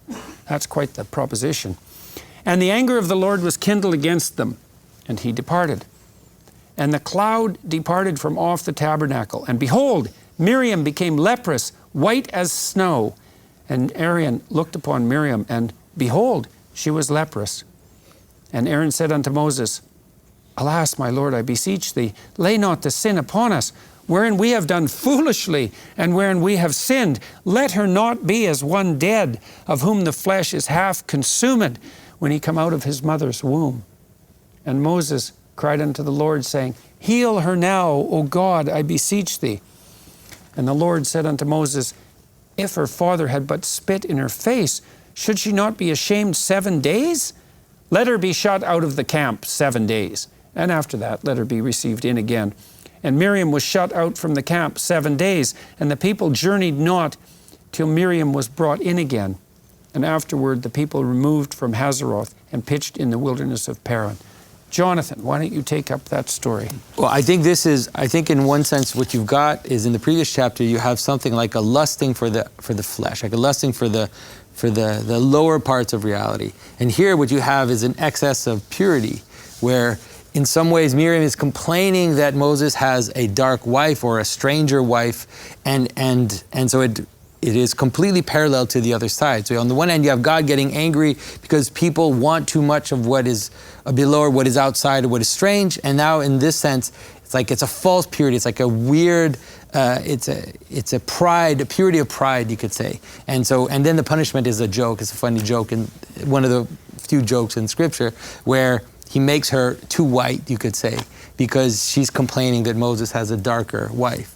And so it's like, I think these two go together because they show us the two possible excesses that you can have. One is too much purity, one is too much, let's say, chaos or too much moving out into the outside. And so if you read only one, you get one picture, but if you see both of them reflected together, you get a general sense of what balance looks like. It's also a preamble for the big rebellion, because Korach's argument is, aren't we all holy? And that's exactly what Miriam and Aaron are saying. He's holier than us. Mm-hmm, right. So, right. And God is saying, yes, he is. That's what God right. That's right. Which is And what so he her will say punishment then. is to be falsely elevated as pathologically holy. That's By the right, way, it something shows like you that. as well. Yeah. I'm a big fan of Moses, so I just want I want to defend him as well. Again, because I just want to note how lonely the man must have been. Mm-hmm. First of all, leaders in general are lonely. I mean, clergy are lonely. I speak to clergy a lot, and it's hard for a priest, minister, or rabbi to have very close friends in their congregation. And this is writ large. But aside from that, look, his brother and his sister are doing this against him. Mm-hmm. And who does he have? I just want, on a human level, I just wanted to note that on Moses' behalf. And added to that is that line that you talked about, Jordan, the side note, how humble he is. Yeah. So I think that people often misinterpret what humility is, which is this sort of mistaking of who you are, where, I'm not that good at this thing. We all know that's false humility. Well, what true humility is understanding that your qualities are not really your own, right? They're gifts that have been given to you by something above. And that's really what Moses understands about himself, is that this is not something that is self-generated by me. This is like a duty that came on me, and it came with certain qualities. And so I understand myself really well, which is why... The leadership isn't his. Correct. And so so that also sort of explains why the most humble people are the ones who are going to receive the prophecy. Because otherwise, when God speaks to them, it's going to be misinterpreted and mediated through the prism of the ego, right? As soon as you say that these are my qualities, then everything God says gets reinterpreted through your own idea of yourself. That's part of using the Lord's name in vain. And so for Moses, he doesn't, and so he also has no answer to them. So they say to him, essentially, there's a whole argument in the Talmud about like what exactly the critique here is. One of the critiques is, why are you marrying outside the tribe? Everybody else marries inside the tribes. Why are you marrying outside the tribe? You're the leader of the tribe, so what's the deal with that? Shouldn't you have known that? But and Moses... She understood as Jethro's daughter? Or No, it's not the same wife. No, it's probably a second wife. Yep. Right. And Not so, definitely, but probably. And so even if it were Jethro's wife, it would still be outside the tribe because, again, he was a Midianite, right? And so there's that read. There's also a read that suggests that the actual critique that he's getting is that you're ordered to have children. And so one of the things that is sort of suggested by the level of Moses' holiness is that he's no longer actually propagating children with his wife. He's not sleeping with his wife, essentially. And so Miriam is very upset about that. She says, why aren't you doing that? Which would be an echo of actually, earlier in Exodus, right? She says this, according to Rashi, according to one of the commentators, she said this to her own parents, that the parents in Exodus had stopped having children because they're afraid they're going to get thrown in the river. And so she said to them, no, you have to go do that. In any case, the critique, Moses is humble enough to actually hear the critique. And so it's up to God to say, you don't understand. Like, you guys are not on the same level that Moses is. But again, it goes back to that idea that once the authority is perceived to have devolved, the way that God sees it is, I'm taking some of my authority and I'm putting it on other people, but you didn't lose your authority, right? It didn't really diminish your standing vis-a-vis them, but everybody else perceives that because they have risen, Moses has therefore fallen, and therefore they are allowed to challenge Moses for the leadership, even if they're doing it unconsciously, because Aaron and Moses don't actually want to overthrow, Aaron and Miriam don't want to overthrow their brother. It's more like, well, now we're on the same level, right? We're all on the same level, and God's like, no, you are absolutely not on the same level. Well, Oz, too, there's a reference there, too, to like Moses is being elevated in this text because God insists that he's his favorite in some fundamental way. But the text insists that the reason that Moses is God's favorite is because he adopts, in a way, a lowly stance, right? So there's this notion that what's the highest sovereign good isn't prideful and powerful in the way that you would conceptualize that sort of psychopathically. But the text here about the prophecy is very interesting. Right, so the fact that it's emphasized that Pache Jonathan, that it's not, he's not using enigmatic, symbolic, ecstatic. Yeah. I mean, this is language. Yeah. I mean, this is almost, you wonder whether this is a sort of critique of the certain kind of danger that a prophet can represent. Well, Freud believed that we censored our dream content, and we did that really because of ego-like manipulation. We didn't want to hear what the dream had to say, and it put a twist into.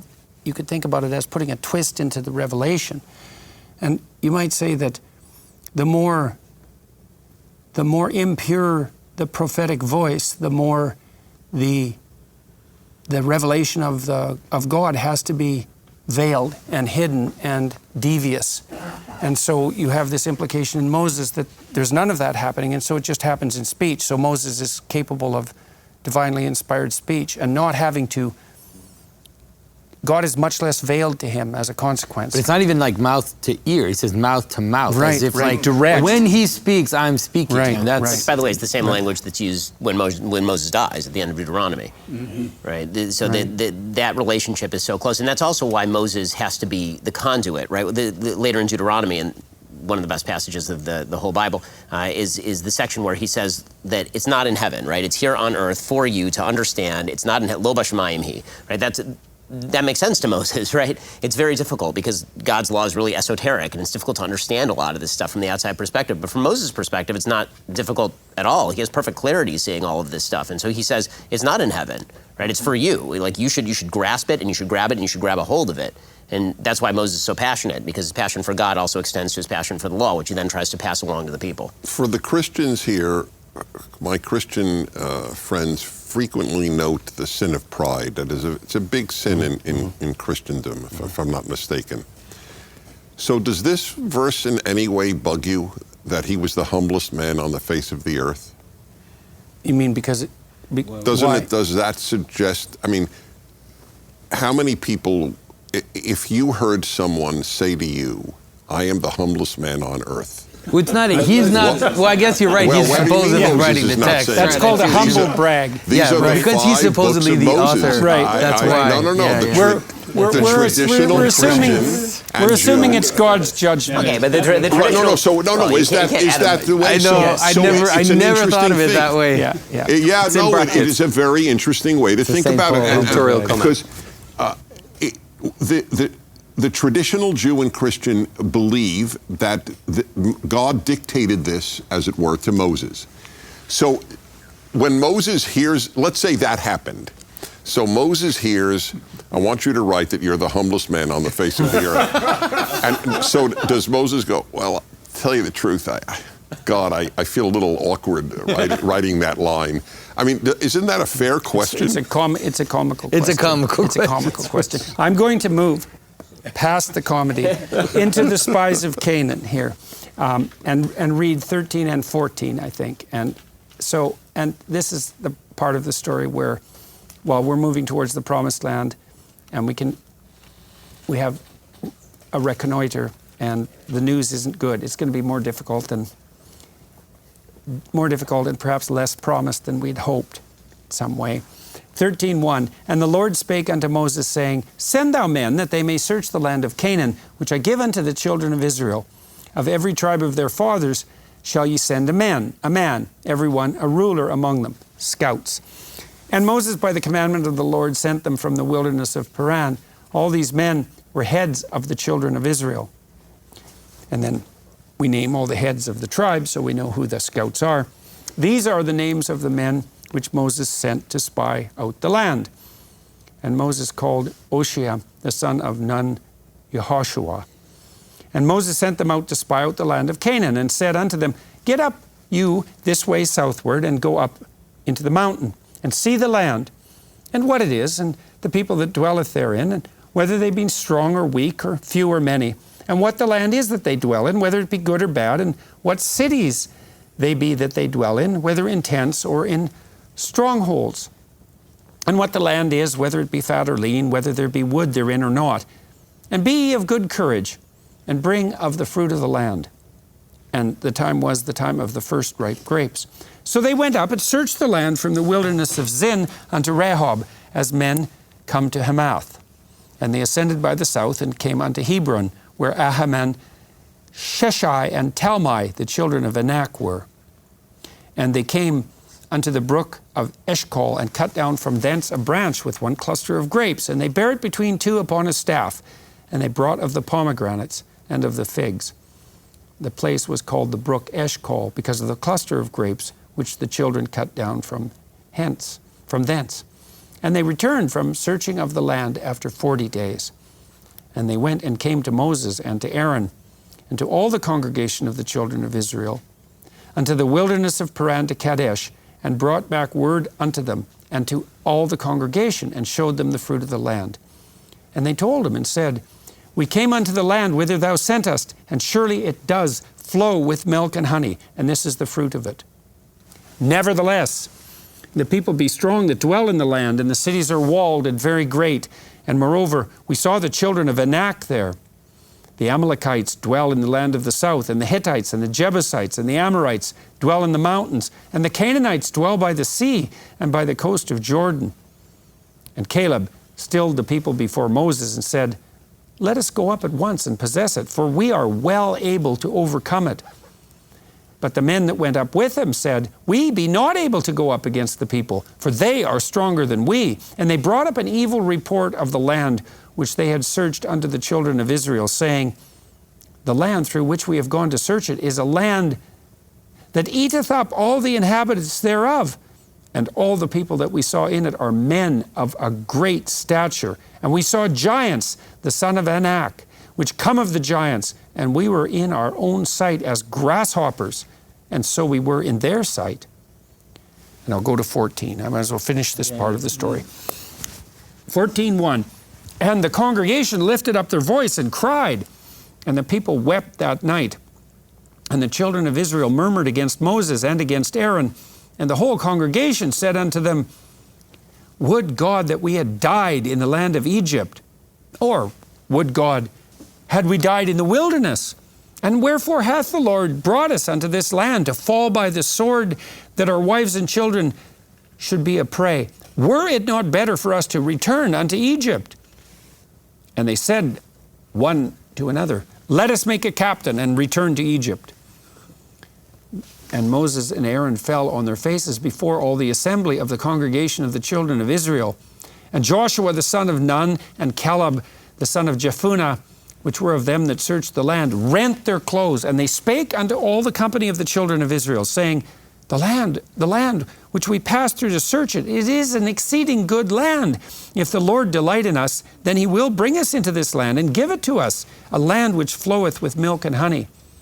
Only rebel not ye against the Lord, neither fear ye the people of the land, for they are bread for us. Their defense is departed from them, and the Lord is with us. Fear them not. But all the congregation bade, Stone them with stones. And the glory of the Lord appeared in the tabernacle of the congregation before all the children of Israel. And the Lord said unto Moses, How long will this people provoke me? And how long will it be ere they believe me? For all the signs which I have showed among them, I will smite them with the pestilence and disinherit them, and will make of thee, once again, a greater nation and mightier than they. And Moses said, The Egyptians, they'll hear about this, for thou broughtest up thy people in thy might from among them. And they will tell it to the inhabitants of this land, for they have heard that thou, Lord, art among this people, that thou, Lord, art seen face to face, and that thy cloud standeth over them, and that thou goest before them by daytime in a pillar of cloud, and in a pillar of fire by night. Now, if thou shalt kill all these people as one man, then the nations which have heard the fame of thee will speak, saying, Because the Lord was not able to bring this people into the land which he sware unto them, therefore he hath slain them in the wilderness. And now, I beseech thee, let the power of my Lord be great, according as thou hast spoken, saying, The Lord is longsuffering and of great mercy, forgiving iniquity and transgression, and by no means clearing the guilty, visiting the iniquity of the fathers upon the children unto the third and fourth generation. Pardon, I beseech thee, the iniquity of this people according unto the greatness of thy mercy, and as thou hast forgiven this people from Egypt even until now. And the Lord said, I have pardoned according to thy word. But truly as I live, all the earth shall be filled with the glory of the Lord, because all these men which have seen my glory and my miracles, which I did in Egypt and in the wilderness, and have tempted me now these 10 times, and have not hearkened to my voice, surely they shall not see the land which I swore upon their fathers. Neither shall any of them that provoked me see it. But my servant Caleb, because he had another spirit with him, and hath followed me fully, him will I bring into the land whereunto he went, and his seed shall possess it. Now, parentheses, now the Amalekites and the Canaanites dwelt in the valley. Tomorrow turn you and get you into the wilderness by way of the Red Sea. And the Lord spake unto Moses and Aaron, saying, How long shall I bear with this evil congregation which murmur against me? I have heard the murmurings of the children of Israel, which they murmur against me. Say unto them, As truly as I live, saith the Lord, as ye have spoken in mine ears, so will I do to you. Your carcasses shall fall in this wilderness, and all that were numbered of you, according to your whole number, from 20 years old and upward, which have murmured against me. Doubtless you shall not come into the land, concerning which I swear to make you dwell therein, save Caleb the son of Jephunneh and Joshua the son of Nun. But your little ones, which you said shall be a prey, them will I bring in, and they shall know the land which you have despised. But as for you, your carcasses, they shall fall in this wilderness. And your children shall wander in the wilderness 40 years and bear your whoredoms until your carcasses be wasted in the wilderness. After the number of the days in which you searched the land, even 40 days, each day for a year shall you bear your iniquities, even 40 years. And ye shall know my breach of promise. I, the Lord, have said, I will surely do it unto all this evil congregation that are gathered together against me. In this wilderness they shall be consumed, and there they shall die. And the men which Moses sent to search the land, who returned and made all the congregation to murmur against him by bringing up a slander against the land, even those men that did bring up the evil report upon the land, died by the plague before the Lord. But Joshua the son of Nun, and Caleb the son of Jephunneh, which were of the men that went to search the land, lived still. And Moses told these sayings unto the children of Israel, and the people mourned greatly. And they rose up early in the morning and gat them up into the top of the mountain, say, Lo, we be here, and we'll go up into the place which the Lord hath promised, for we have sinned. And Moses said, Wherefore now do you transgress the commandment of the Lord? But it shall not prosper. Go not up, for the Lord is not among you, that you be not smitten before your enemies. For the Amalekites and the Canaanites are there before you, and you shall fall by the sword, because you were turned away from the Lord. Therefore the Lord will not be with you. But they presumed to go up to the hilltop. Nevertheless, the ark of the covenant of the Lord and Moses departed not out of the camp. Then the Amalekites came down, and the Canaanites which dwelt in that hill, and smote them, and discomfited them, even unto Hormah. Well, that brings us pretty much to the end of our 2-hour time slot for today. And we have the breaking out of a tremendous discontent, right? We'll pick this up tomorrow at this point, that, well, there's scouts sent out to the promised land to check out its quality and the strength of its strongholds, and then there's another dichotomy of viewpoint. Some of the spies say it's everything that we were promised, and others say this is going to be so difficult we should just give up, and that causes a tremendous fraction once again among the Israelites, and the consequence of that is twofold. Well, first of all, God's going to just wipe them all out again, and Moses intercedes the same way he has before, tells God he's breaking his word, and then God says, well, okay, I'll keep the covenant, but there's going to be some hell to pay, and the covenant is reconstructed in some way now. It's not the people who are journeying through the desert that are going to get to the promised land. It's a couple of them, but it's going to be their children. And so now the time is extended, and the idea here is you lost faith, guys. You lost faith. You lost sight of the vision. As soon as there was a bit of obstacle, you departed from your union with the covenant and with the guiding spirit. You're now weak. Your enemies can slay you. It's like, even so, I won't wipe you out completely, but you're not getting where you're going. And, you can see that in your own life when you have a vision laid in front of you and you lose faith and you scatter your forces, and maybe you don't attain the vision, and maybe your children don't either. And so I guess that's probably a good place to stop today, gentlemen. Thank you to everyone watching and listening. As always, your time and attention is much appreciated. Thank you to the Daily Wire Plus crew for facilitating these conversations and continuing the journey from the tyranny through the desert into the promised land, which I suppose is the conclusion of the seminar for us, a successful conclusion. Thank you, gentlemen, very much once again for your participation. And Ben, oh yes, Ben, thank you for coming. We're going to lose Mr. Shapiro tomorrow, which is a great loss, but we've been very pleased to have him here. And the Sabbath dictates. So. Precisely. He's going to abide by the dictates of the covenant, unlike the rest of us heathens. And and so we'll move to episode 16 tomorrow. Bye for now.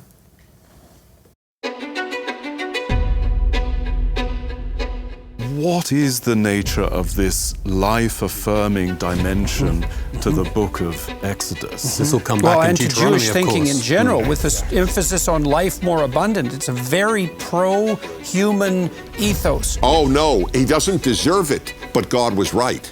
Because had he gotten away with that and gotten them into Israel, they would have worshipped him. That's why he's buried where no man can find him, so that he will never be worshipped.